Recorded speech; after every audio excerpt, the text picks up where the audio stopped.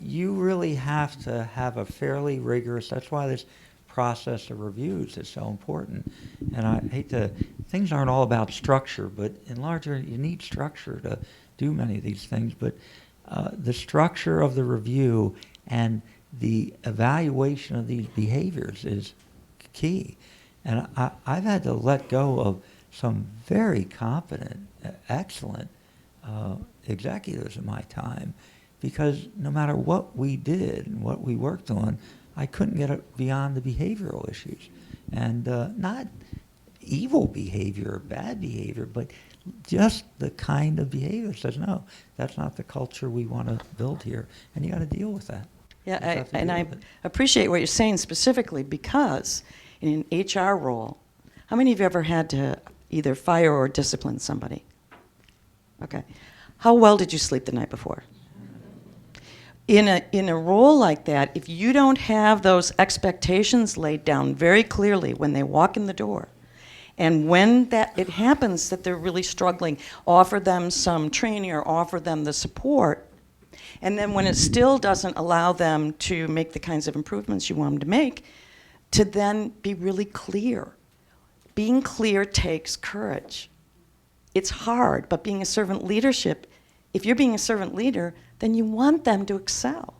And it may just be that one time somebody was honest with them in a very productive way.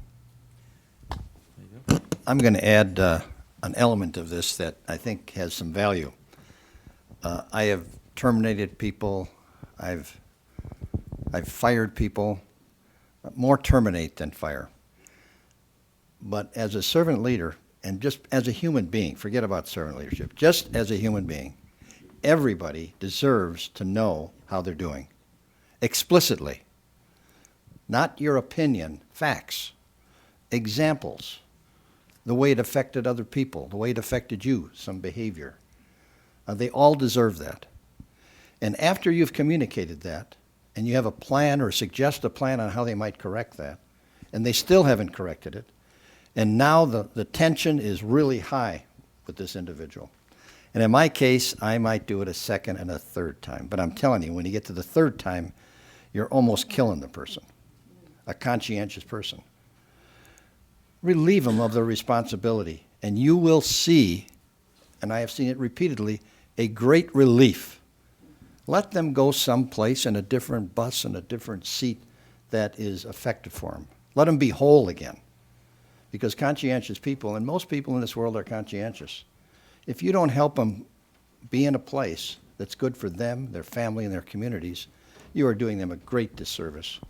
And maybe you just don't have the courage to make the hard decisions.